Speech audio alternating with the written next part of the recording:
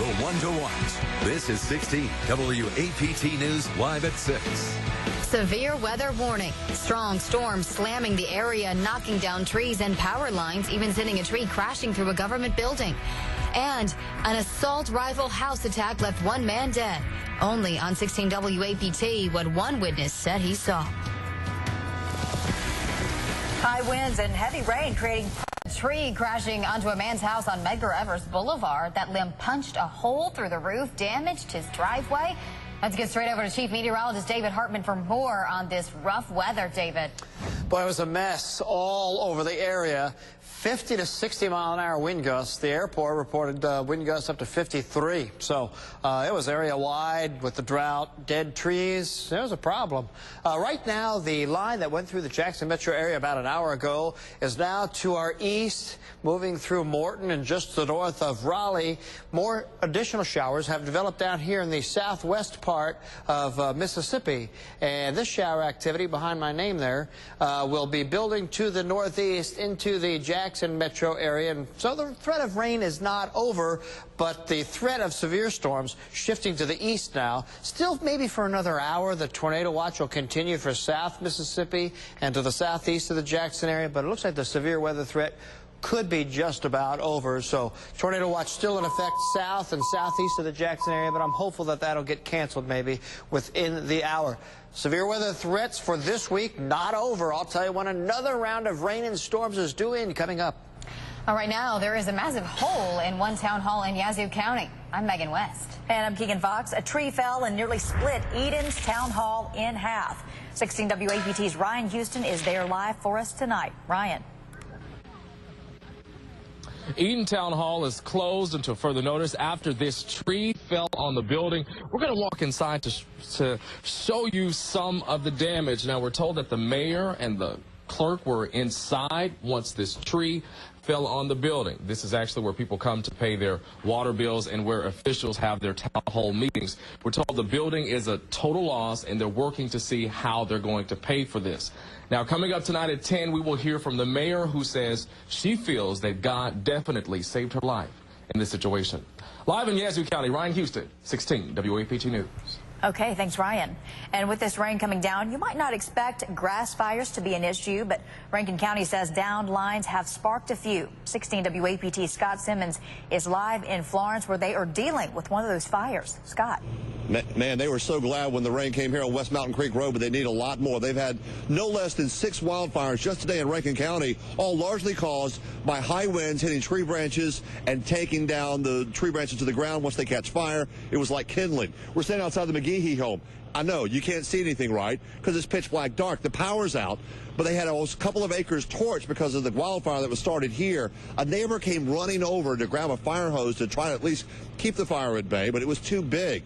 Firefighters from 4 different agencies came rushing to this one site to keep things from getting much worse. It got within 100 feet of the McGehee home, a big sigh of relief. But firefighters say they need a lot more rain because while this was a good little bit of rain today, they need more to keep these things from being, to wet things down, I should say, and try to prevent the dry conditions that have caused such dangerous wildfire conditions here in Rankin County. Live in Rankin County, Scott Simmons, 16 WAPT News. Well, thanks, Scott. And with those down power lines, it means power outages. That's right. Energy reporting almost 10,000 customers without power across central Mississippi. Our crew found down power lines and a tree down at Arbor Vista and Robinson Road. Police had to block the road. We could see a light pole hanging on by a thread after the winds blew it over out here. Neighbors in the area say someone needs to cut the trees and the power lines and replace some of the older power poles. Just passed once that we almost fell on us then, but it fell on some more vehicles up on our Vista. So, you know, you get to get the infrastructure problem straightened out first. Who do you think should do that? The homeowner, the city? Who do you think is responsible? Well, I think the city's supposed to do that. I thought that was my understanding because I can't see why a homeowner will have anything to do with trees that's going to fall on the property.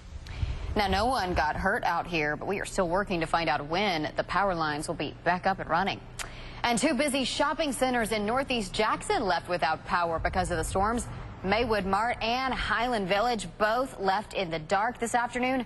We talked to some workers to see how this affected their business. We haven't had anybody for like 2 hours, so we hadn't had any customers, so we're really not making any money at all. We just standing here waiting to see what's going to happen. Thousands still without power this evening as reports of more power outages as the storm continues. I want to remind you that one of your best sources for information when the power goes out is our 16 WAPT mobile app. It's free, and you'll get urgent alerts about any severe weather headed your way. Jackson police say an assault rifle house attack ended with a 25-year-old man dead. I just heard boom, boom, boom, boom, boom, boom, boom, boom, boom. More than a dozen shots fired with bullet holes inside and outside of this house on Raymond Road Sunday night. Police say at least 2 men stormed the house with a pistol and an assault rifle. They shot and killed 25-year-old Lewis Coleman. We talked to a man who says he hid in the bathroom while it all happened. I was in that bathroom, and I don't care what nobody said. There is a God. I was praying. I was shaking like a leaf, just praying. Well, that man tells us Coleman is a young father and leaves behind 2 children. Police are still looking for the gunman.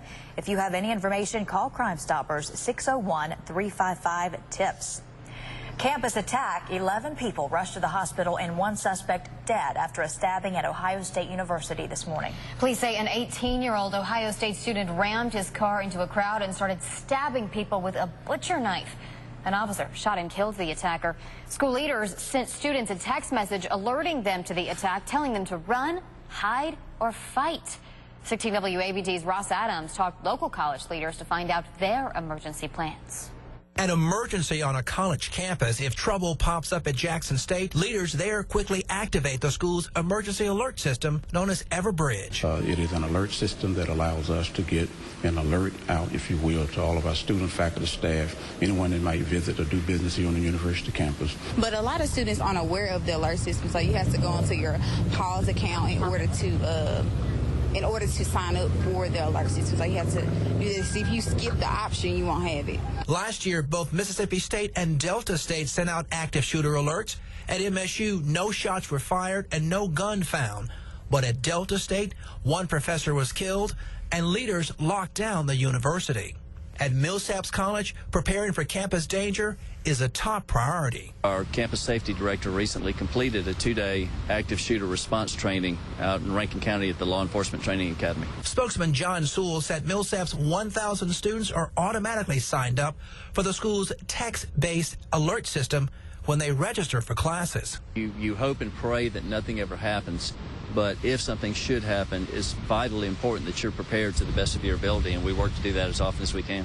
JSU's Public Safety Division is constantly reminding its 10,000 students to sign up for the alerts. Our student scholars, they are here for the primary purpose of getting an education, and it is our job in public safety to make sure that they are safe while they are here.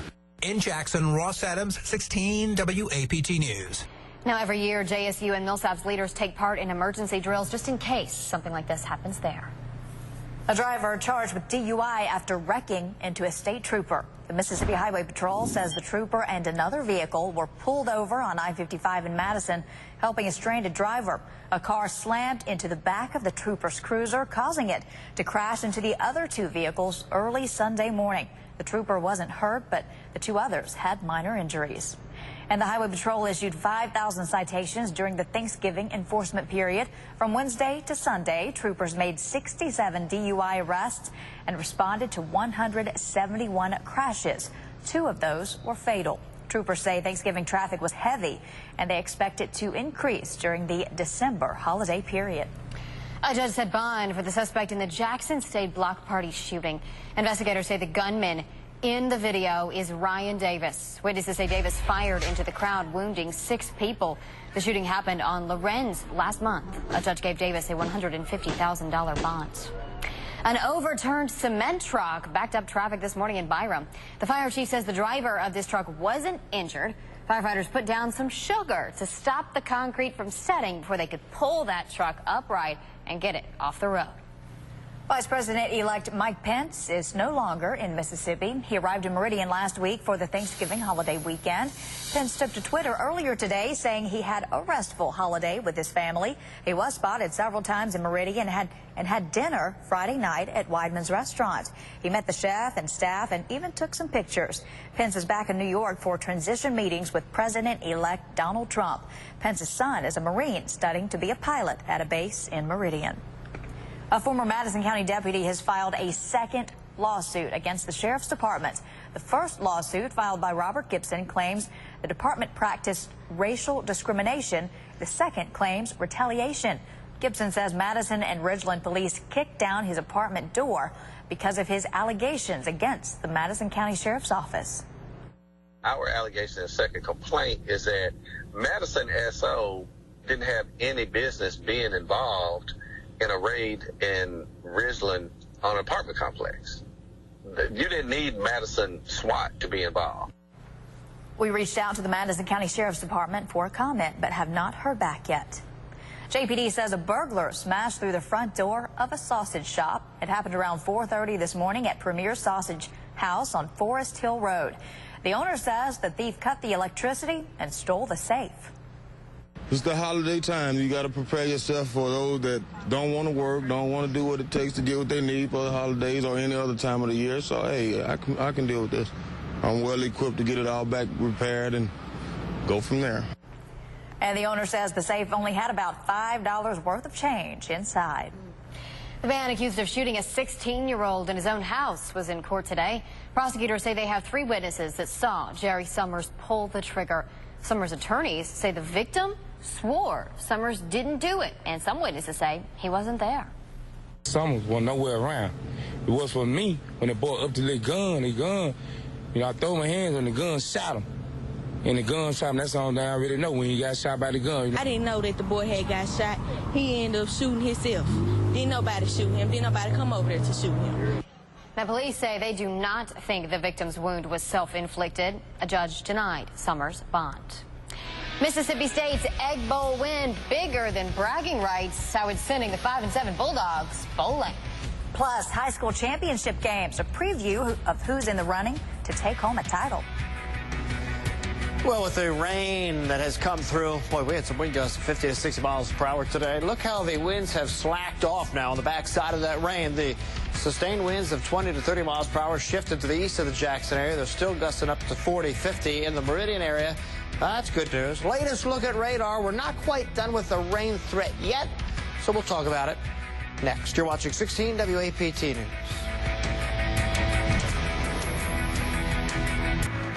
All right, here's the wide view of the radar. I just wanted to show you, see these little symbols all over the radar, little black dots? They're actually wind symbols, and those are all reports of wind damage. We had 50 to 60 mile an hour wind gusts as this batch of storms came across the area. Actually, we had a lot of wind gusts out ahead of that as the storm system was developing off to our west. Here is the latest on live storm showed 16 Doppler radar.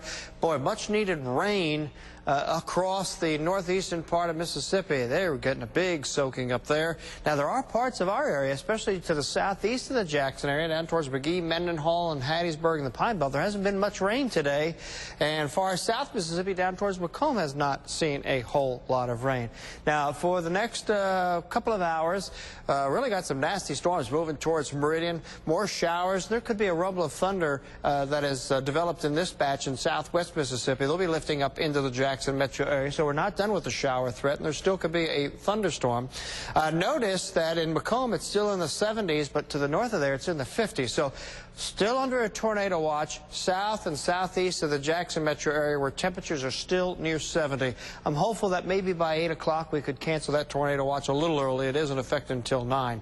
Here is a nasty line of storms moving across Newton and Decatur over towards Meridian. I think there's significant wind in that, maybe 70 to 80 mile per hour winds. So here it is, close up into the metro area. There's the big rains that moved across the area. Now some additional showers coming in from the southwest. Could rain hard at times in some spots that it hasn't rained yet.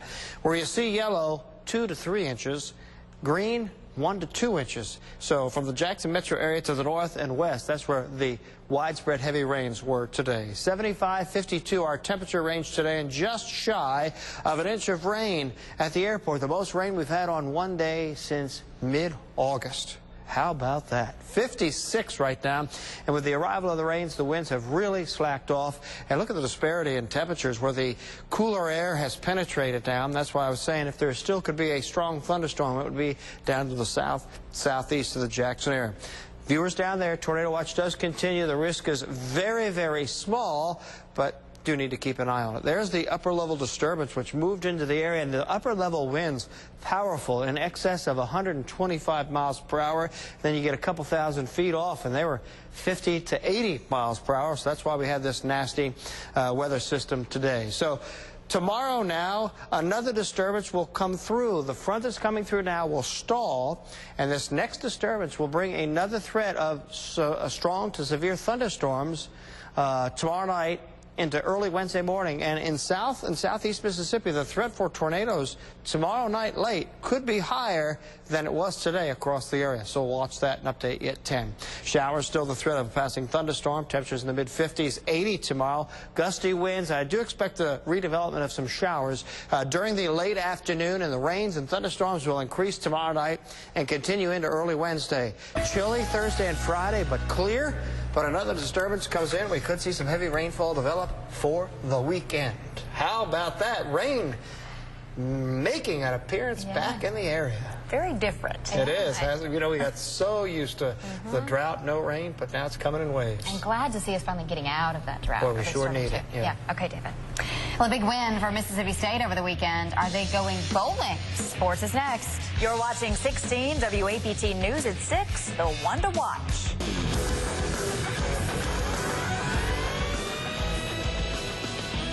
Well, weeping did endure several nights for MSU football this season, but oh joy, it came in the morning, or last Saturday night to be exact. You see, the Bulldogs begin by knocking off in-state foe Ole Miss, bragging rights granted. But it didn't stop there, because of spots that have to be filled to reach bowl quota. Several 5 and 7 teams will receive bowl invitations. But it comes down to the team's APR, academic progress rate. That's why it pays to go to class. Of the 5 and 7 squads eligible, MSU has the second best multi-year APR, 13 points higher than Ole Miss. Hell State Nation, that means get ready to go bowling. Here's Dan and the Prez following the win. I'm so proud of all you guys. Hey, things didn't always go the right way for us this year, okay? Things didn't always go the right way for us. Had some tough breaks, some different things happen. But I'm going to tell you what, that's life. That's how life goes. I'm so proud of the guys in this room because you never once gave up. How important this was. And I ask you to please, please win this trophy. And you did it! All right, calm down, guys. Well, this will be MSU's 7th consecutive bowl game. That is a school record. All right, the treats keep coming for the Dogs. Starting quarterback Nick Fitzgerald took SEC Offensive Player of the Week honors Monday. The sophomore signal caller ripped off 367 yards of total offense and 5 TDs. He rushed for an MSU single-game school record 258 yards, breaking Anthony Dixon's record of 252. Joining him in gaining hardware, Brookhaven High alum Leo Lewis. The redshirt freshman tallied 6 tackles, a sack, and 1.5 tackles for a loss. All right, down a notch, the high school ball championship week is finally here. And for the first time since 1999, when Madison Central and Provine battled for the title, we have ourselves an all-metro championship game. The almighty Clinton Arrows will take on the team that shocked this postseason, shocked everybody, the Pro Pirates. The one-loss Arrows get a team that's hot at the right time. John Perry's group, they've won their last 9 games. We are really, really blessed, and we are super excited to be there, you know, especially as a Pearl graduate, you know, to get them back there after 31 years, man, we are, you know, super blessed. But at the same time, we want to win. Nothing else to do but focus on Pearl this week. And, you know, there's a lot of bells and whistles that goes along with this game. But at the end of the day, that's for everybody else to worry about. We worry about a football game, period, point blank. And we can't focus on anything else. So we better stay focused for the rest of this week. Yeah, we will be airing all 6 state championship games on our sister channel. That is MeTV. You can see a full schedule there on your screen. Our own Marcus Hunter, he will be there reporting on the sidelines. In 1985, that's the last time Pearls played in the state championship game. 2000 season for Clinton, so they'll both want to win this one, and it's great for us because it's an all-metro matchup. Yeah, a lot on the line. All right, thanks, Josh. We're going to have another look at storm damage after the break. We'll be right back. We're getting a look at some of the damage across the metro tonight. Trees down, power lines down, so much wind out there, a real mess. And we want to see your storm pictures. Upload them to Facebook, Twitter, and local at WAPT.com. Well, the severe line of storms has shifted to the east, but we still have some showers and storms moving into the metro area and affecting parts of the area. So we'll keep an eye on those. Tornado watch for South Mississippi does continue till 9. Okay, that's it for us at 6. Wheel of Fortune's next. Back here tonight at 10.